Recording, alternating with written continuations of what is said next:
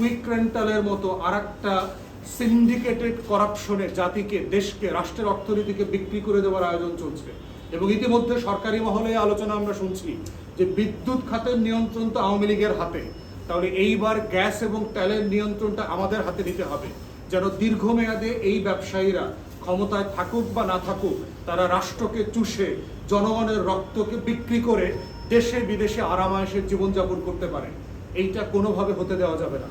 গণ অভ্যুত্থান পরবর্তী বাংলাদেশে আমরা চাই রাষ্ট্রের সম্পত্তির মালিকানা রাষ্ট্রের কাছে থাকবে, জনগণের কাছে থাকবে, কোনো ব্যক্তির কাছে দেওয়া যাবে না। যেগুলো দেওয়া হয়েছে প্রয়োজন ন্যাশনালাইজেশন করে ক্ষতিপূরণ দিয়ে এগুলো রাষ্ট্রের কাছে তুলে নিয়ে আসতে হবে। কুইক রেন্টালের যেই চুক্তিগুলো করা হয়েছে, আমরা বারবার বলেছি, অন্তর্বর্তীকালীন সরকারের সময় বলেছি, এগুলো ভেটিং করে যারা যারা বিদ্যুৎ উৎপাদন করছে না, নো ইলেকট্রিসিটি নো পেমেন্ট পলিসিতে আসতে হবে। কিন্তু এখনো আপনারা পেমেন্ট দিয়ে যাচ্ছেন, যেই পেমেন্টে টপ 6 কোম্পানি যদি দেখেন কুইক রেন্টালের, এই আওয়ামী কুইক রেন্টালের মালিকরা দেশে বিদেশে এখনো মৌজ মাস্তি করতেছে এবং ডিসেম্বরে আসার জন্য হুমকি ধামকি দেয়া, খুন খারাপির ব্যবস্থা করা, টার্গেটেড অ্যাসাসিনেশনের প্ল্যান করছে, ডিসেম্বরের ভিতরে কেওয়াস লাগানো, এই একই টাকা দিয়ে করছে, জনগণের টাকা দিয়ে। তাই আমাদের বক্তব্য পরিষ্কার, পুরো জ্বালানি খাতকে ঢেলে সাজাতে হবে।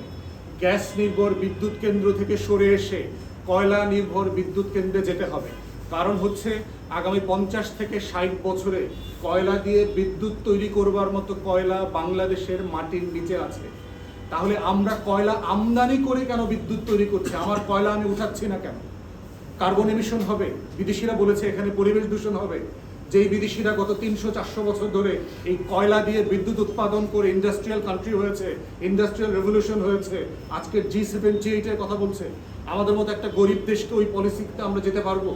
এই সস্তা জ্বালানি রেখে নিজের কয়লা উত্তোলন না করে বিদেশ থেকে কয়লা আমদানি করছি, আদানিকে দিয়ে কয়লা বিদ্যুৎ কেন্দ্র বানাচ্ছি, আমাদের টাকায় ভারতের মালিকানায় রামপালে কয়লা বিদ্যুৎ বানাচ্ছি।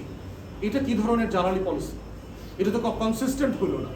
ঠিক একইভাবে দুনিয়াতে কার্বন এমিশনকে কালেক্ট করে এটাকে পরিশোধন করবার প্রযুক্তিও বেরিয়েছে।